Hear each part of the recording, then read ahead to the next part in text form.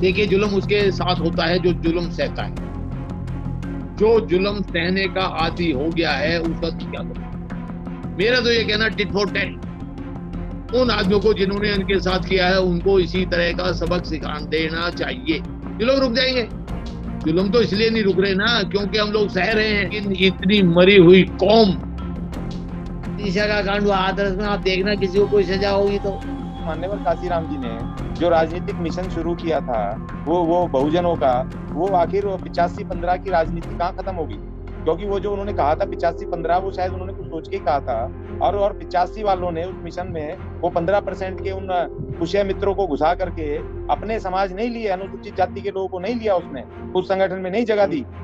और जो जो जो जनरल जिनके खिलाफ मूवमेंट था उन्हीं को उसमें रख लिया गया। तो ये आखिर आखिर उन लोगों को ये सोचना पड़ेगा ना कि जिसने बाबा साहब और काशीराम जी के हिसाब से लोगों को जमा नहीं किया, इकट्ठा नहीं किया SC ST के लोगों को, आज जो हमारी एकता ये छिन्न भिन्न हो रखी है, उसके जिम्मेदार हैं लोग, उनको जिम्मेदारी लेनी चाहिए। जो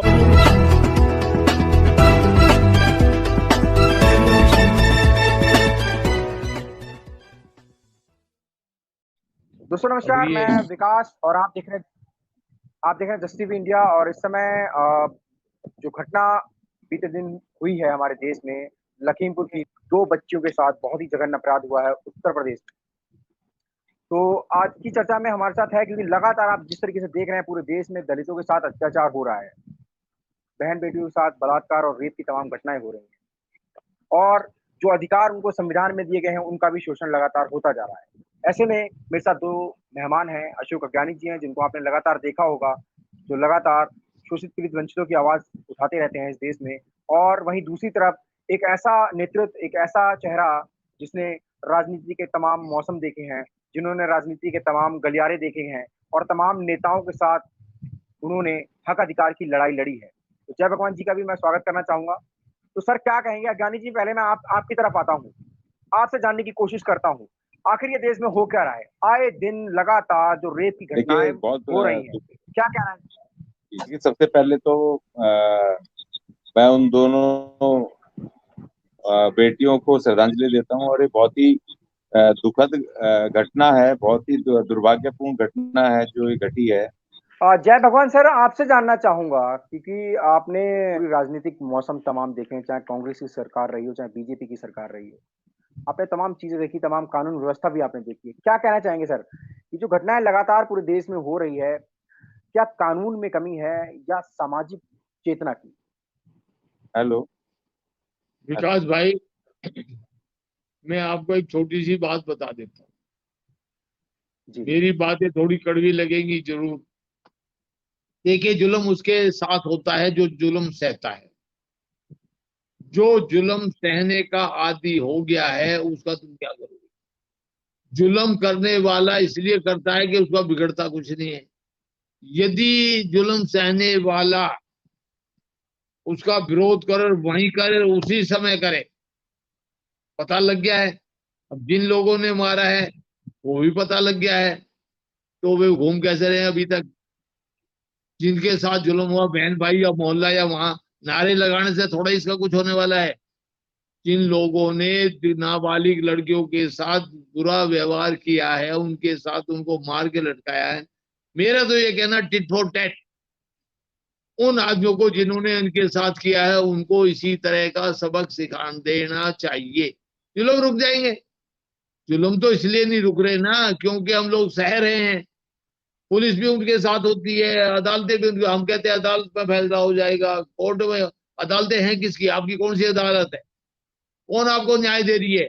यहाँ हजारों हजारों के सालान हर साल होते हैं। मर्डर भी होते हैं, बुरे से बुरे कर्म भी होते हैं, दुष्कर्म भी होते हैं, क्या नहीं हो रहा? लेकिन इतनी मरी हुई कौम अदालतों के ऊपर छोड़ देते हैं, थानों के ऊपर छोड़ देते हैं। थाने में बेईमान भ्रष्ट आदमी बैठे हैं। अदालतों का भी बहुत बुरा हाल है। अदालतें ने किसको न्याय दिया अभी तक? जितने दलितों के ऊपर आज तक अत्याचार हुए हैं उनमें हमें बताया जाए किसमें न्याय दिया है? 1% भी न्याय नहीं हो पाया है। और वो अदालतें उन्हीं लोगों की हैं जो जुल्म करते हैं, उन्हीं के थाने हैं जो जुल्म करते हैं। ये हजारों केस जो हुए अभी यहाँ मनीषा का कांड हुआ हाथरस में, आप देखना किसी को कोई सजा होगी तो एक बार जेल भेज देते हैं, गिरफ्तार FIR कर दी, बाद में सब रफे दफे हो जाता है, कहीं कुछ नहीं होता। अभी तो आप लोगों को, हम लोगों को ये फैसला लेना पड़ेगा कि हम लोग अत्याचार नहीं सहेंगे और हम टिट फॉर टैट पे आएंगे, बदला लेंगे।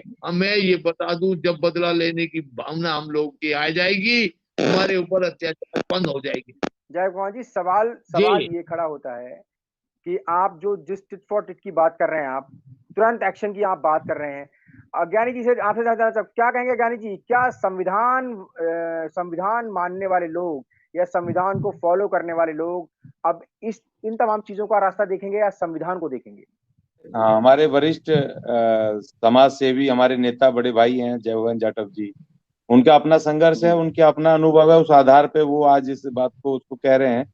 लेकिन क्योंकि हम बाबा साहब को मानने वाले हैं, हम बुद्ध को मानने वाले लोग हैं, हम तो अहिंसा में विश्वास रखते हैं, और हम कानून में विश्वास रखने वाले लोग हैं, भारत के संविधान में।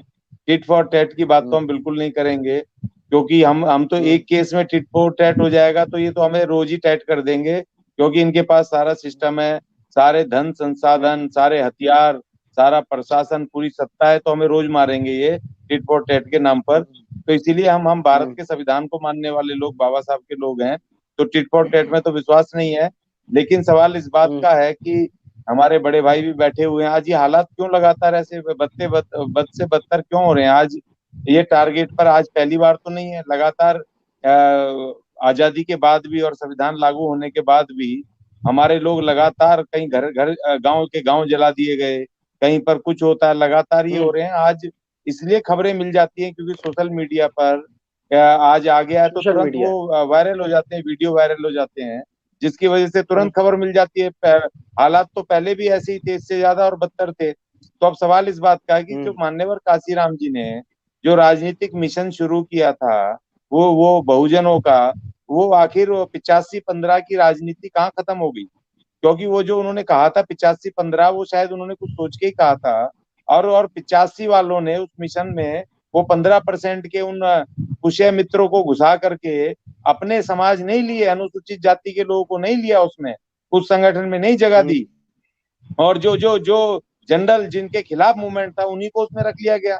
तो ये आखिर आखिर उन लोगों को ये सोचना पड़ेगा ना कि जिसने बाबा साहब और काशीराम जी के हिसाब से लोगों को जमा नहीं किया, इकट्ठा नहीं किया, SC ST के लोगों को, आज जो हमारी एकता ये छिन्न भिन्न हो रखी है, उसके जिम्मेदार हैं लोग, उनको जिम्मेदारी लेनी चाहिए, जो अपनी एक एक जातियों को लेकर के और वो इकट्ठा करने लग गए, और इकट्ठा करके उन्होंने मजे तो चख लिए। लेकिन आज जो ये हालात हो रहे हैं कि पूरे समाज को नहीं इकट्ठा किया, बाबा साहब ने तो तमाम अनटचेबल्स की लड़ाई लड़ी थी, किसी एक जाति के लिए थोड़ी लड़ाई लड़ी थी उन्होंने, उन्होंने तमाम की थी। तो जो लोगों ने आजादी के बाद से और संविधान लागू होने के बाद से एक ही अपनी जाति को इकट्ठा किया, उसी को पढ़ाया लिखाया, उसी को सब दिलवाया, बाकियों को कह दिया कि जी ये तो मंदिरों में जाते हैं, ये तो झाड़ू मारते हैं, ये तो फलाना करते हैं, उनको इकट्ठा नहीं किया, या ये तो हमारे साथ आते नहीं है, ये ऐसे बहाने बना बना करके तमाम अनुसूचित जाति को इकट्ठा ना करके, और उन्होंने इस तरह से हालात करे, तो आज आज जब कमजोर समाज रह गया तो आज पिटेगा वो समाज। आज आपकी कहीं पर भूमिका नहीं है, राज सत्ता राजनीति खत्म हो गई। 2014 में दिल्ली में BSP के 14% वोट थे, जो 2020 में घट के 0.67% रह गए। इसका मतलब जो जय भीम और नमो बुद्धाय बोलने वाले, जो बुद्ध को और भीम को मानने वाले लोग थे, उसने लाला को नेता मान लिया, वो मिशन खत्म हो गया। उनका जो जय भीम का और बुद्ध का मिशन था, उन्होंने लाला को, एक लाला को, 1.5 वोट के लाला को, जो कभी हमारा नहीं हो सकता 15% के लोगों को, जब आप नेता मान लोगे और समाज को गालियां बकोगे, कमजोर समाज, फलाना समाज, तो कमजोर किसने बनाया? आपने क्यों नहीं इकट्ठा किया? 35 करोड़ लोग हैं SC ST के, क्यों नहीं इकट्ठे किए उनको? क्यों नहीं उनको मिलकर के आपने देश में सरकार बनाई अलग अपनी, उसकी लोकतांत्रिक तरीके से? क्यों अकेले एक समाज ही उसको नेता बना रहा है उसमें? और आज जब सब खत्म हो गया तो पूरे अनुसूचित जाति को गालियां देनी शुरू कर दो, आप कहने लग जो कमजोर है, फलाना ढिकड़ा है। देखिए, ये हमारे लीडरशिप की कमजोरी है, जिन्होंने की बाबा साहब के सिद्धांत के हिसाब से इस देश में अपनी राजनीति नहीं खड़ी की।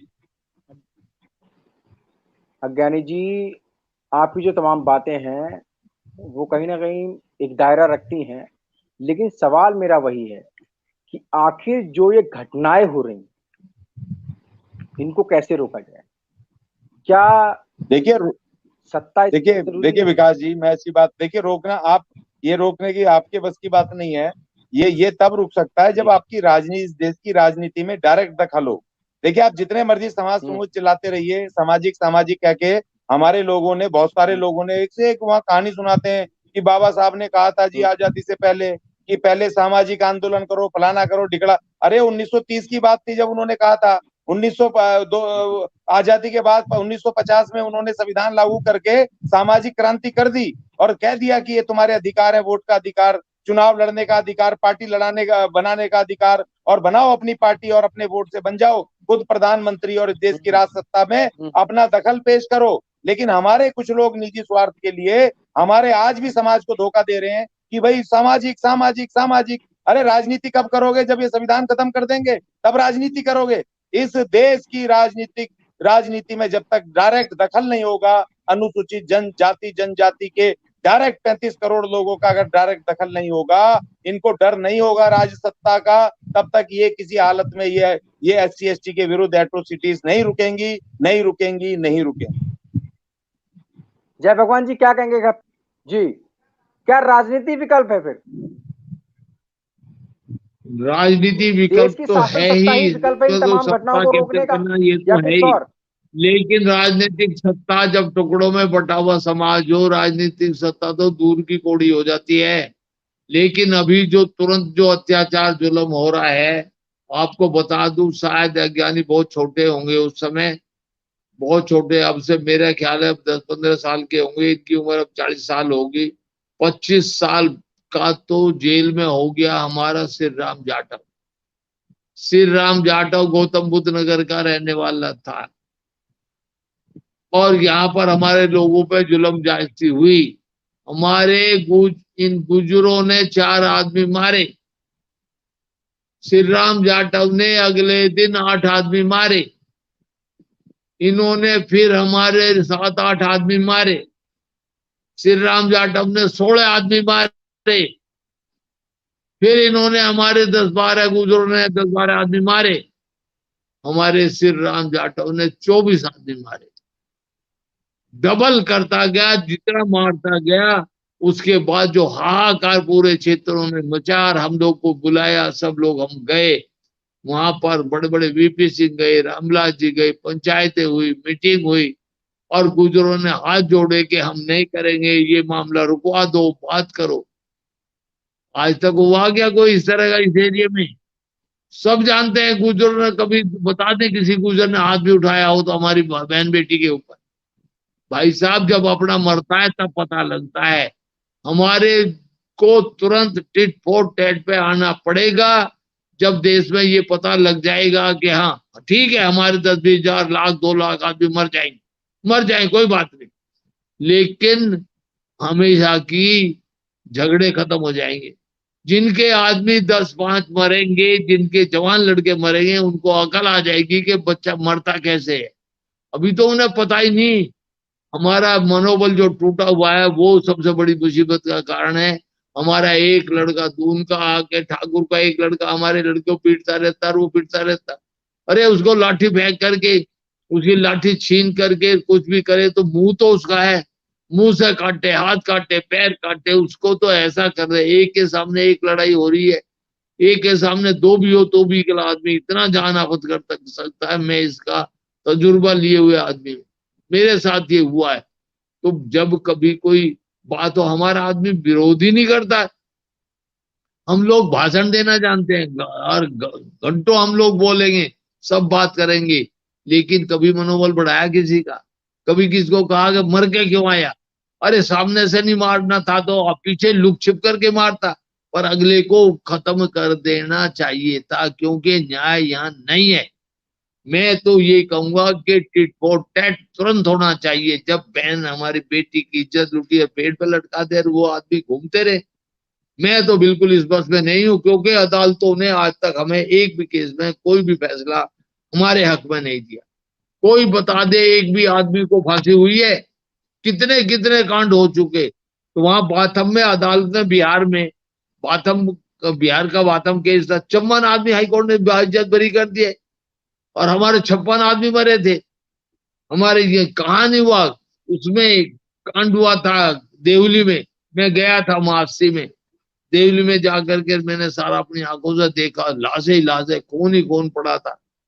मेरे साथ हीरालाल परमार एमपी होते थे उस समय, वो गए थे, हम लोग गए थे। किसी को हुई सजा, जोखा सिंह और संतोषा ने मारा, सबको पता पूरे, किसी को हुई है सजा, 23 आदमी मारे गए थे, खून का भाई जी। फूलन देवी ने बदला लिया, उसके साथ जुल्म जाती हुआ, 23 आदमी उसने भी मारे थे उस समय। तो अकल आ गई थी ना, सूर्य सारे जुल्म अत्याचार बंद हो जाते हैं ना।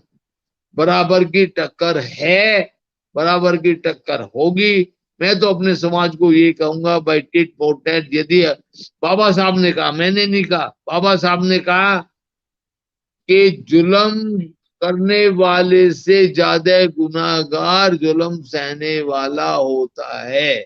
मेरे पास वो पोस्टर हैं, बाबा साहब डॉक्टर अम्बेडकर ने कहा है, जुल्म करने वाले से जुल्म सहने वाला ज्यादा गुनाहगार है, होता है। तो भाई बाबा साहब ने कब कहा एक चुप बैठो, हमारे हमारे साथ जो जुल्म जाती हो रही तो कब तक सहोगे, बराबर मुकाबला करो। क्योंकि आपका ना अदालत है, ना आपके साथ दो और बाकी लोग खड़े होते हैं, ना आपके साथ कोई आपके साथ नहीं है, पूरी सरकार आपके साथ नहीं।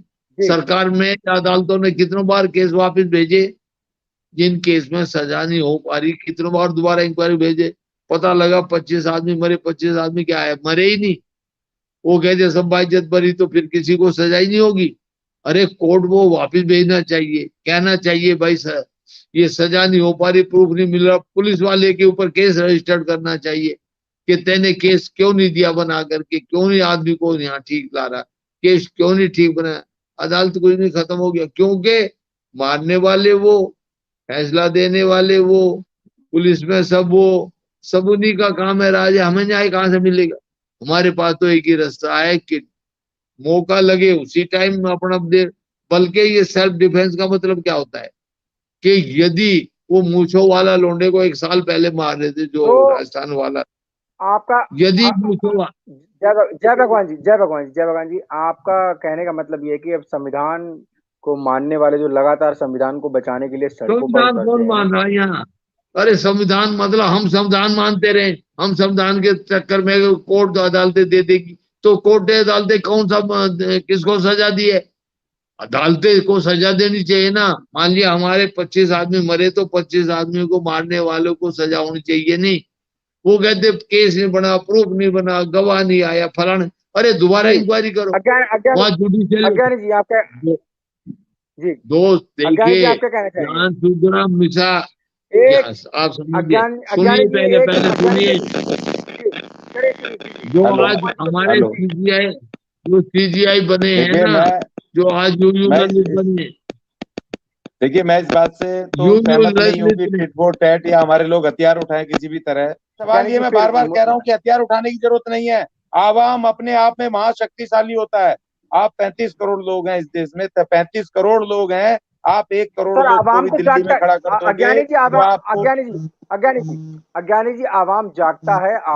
आवाम तो आवाज देती है, लगातार देती है। आवाम जो आवाज देती है, हाथरस के समय भी यही हुआ, उससे पहले तमाम ऐसी घटनाएं हुई, तभी भी आवाम ने साथ दिया। लेकिन घटनाएं तो रुकने का नाम नहीं ले रही है ना, तो नहीं से उन हमारे घटनाओं को लीडर्स किस हो तरीके जाते हैं से ना। रोके? देखिए हम देखिए एक ट्रेंड चल गया है। हमारे बड़े बड़े नेता कोई घटना होती है ना, तब उस घटना में अपना पूरा जल थल लेके, कारों के काफिले लेकर के, हम ये उखाड़ हाँ देंगे, हम वो कर देंगे, वहां पहुंच जाते हैं। और उसके बाद जब वो घटना खत्म हो, उसका ठंडी पड़ गई, वहां पर पुलिस ने केस दर्ज कर लिया, अरेस्ट कर लिया, उसके बाद वो नेता पता नहीं कौन से बिल में घुस जाते हैं। उसके बाद नहीं काम करते, फिर अगली घटना होने ये का इंतजार यही करते हैं। ये, अरे भाई यही निरंतरता में आप यही काम क्यों नहीं करते। आवाम जब खड़ा हो गया, जी हाथरस में लड़ाई लड़ी, लोगों ने पुर जम के लड़ी, जनता की कमी नहीं है। यहाँ दिल्ली में, दिल्ली कैंट जी वाले, उसमें जनता ने लड़ाई लड़ी। और तमाम उसमें अभी जो जी बच्चे का वहां पर राजस्थान में घटना हुई, तमाम लोग खड़े जी हो गए। जी लेकिन हमारे नेता कौन से बिल में घुस जाते हैं घटना होने के बाद। वो निरंतरता में काम क्यों नहीं करते जनता को इकट्ठा करने का।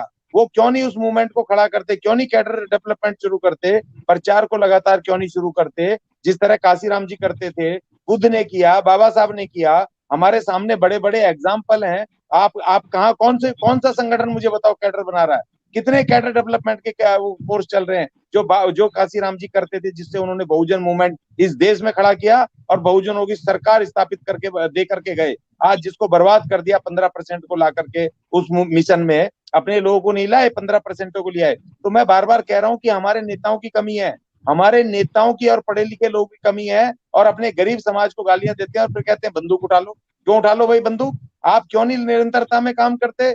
उन लोगों ने 1925 में संघ बना लिया, बुद्ध ने बनाया था, उन्होंने भिक्षु संघ, उन्होंने आरएसएस ने बना लिया, और भिक्षु संघ का काम था बुद्ध का कि प्रचार करना। वो भिक्षुकों को कह दिया सिखा पढ़ा के कि जाओ अपना प्रचार करो विचारधारा का, जाओ अपने धर्म का दम का प्रचार करो, लोगों को इकट्ठा करो, और जुड़े लोग। और आरएसएस ने कह दिया कि भैया अपने लोग छोड़ दिए झोला लेके कि जाओ शादी मत करना, अपने अपने विचार का प्रचार करो। और हमारे लोग अपने ऑफिसों में बैठ के समाज को गालियां बक रहे हैं, उनको कह रहे हैं कि ये तो नहीं सुधर सकते, ये तो मंदिरों में जाते हैं, ये शराब पीते हैं, ये झाड़ू मारते हैं, उनको गालियां बक रहे हैं। उनके बीच में जाके काम नहीं कर रहे हैं, उनको समझा नहीं रहे हैं, उनको बता नहीं रहे हैं कि आपकी लड़ाई कौन सी है। हम आपके साथ हैं, हम कोट पैंट पहन के हम आपके साथ हैं, आओ हम आपके साथ हैं। बताओ कितने लोग जा रहे हैं अपने कॉलोनियों में, तो इसलिए हम पिट जय रहे हैं। भगवान जी क्या कहेंगे?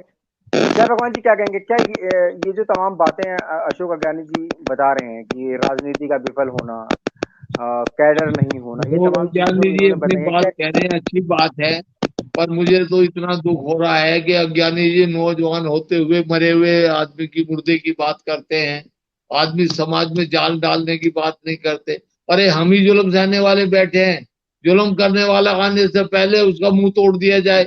दिक्कत कहाँ है? जब हमें पता ही है हमें मार कर जाएगा, हमें अपनी आत्मरक्षा में तुरंत उसकी गोली मारनी चाहिए। क्या दिक्कत है?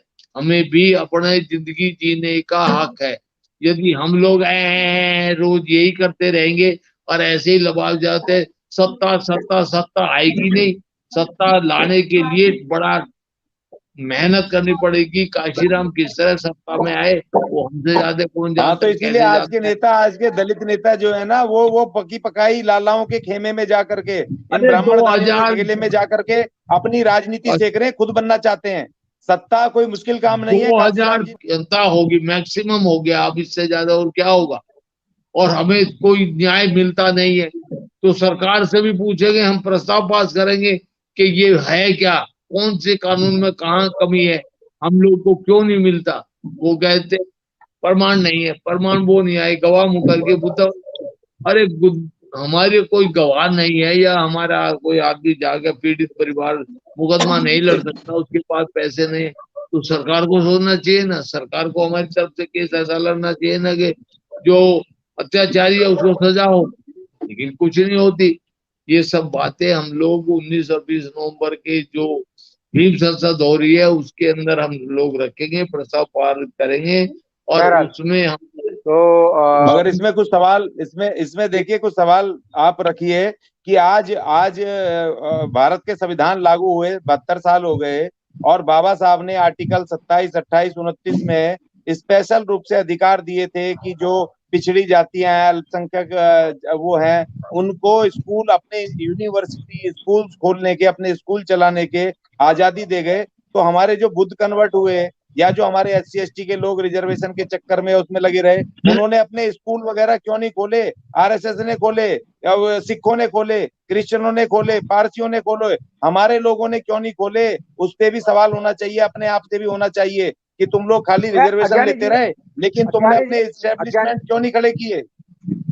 अज्ञानी जी, ये शिक्षा का मामला है, वो मुद्दा हम किसी और दिन उठाएंगे। लेकिन अभी बात चल रही थी लखीमपुर में जो हुई घटना, और ऐसी तमाम घटनाएं पूरे देश में लगातार हो रही हैं, और SC ST कम्युनिटी के साथ हो रही हैं, और बहन बेटियों के साथ हो रही हैं। तो हम चर्चा उस पर कर रहे थे। खैर बहरहाल ये तमाम हमारे साथ इस समय अशोक अज्ञानी जी और जय भगवान जाटव जी जुड़े, जिन्होंने अपनी अपनी बातें रखी।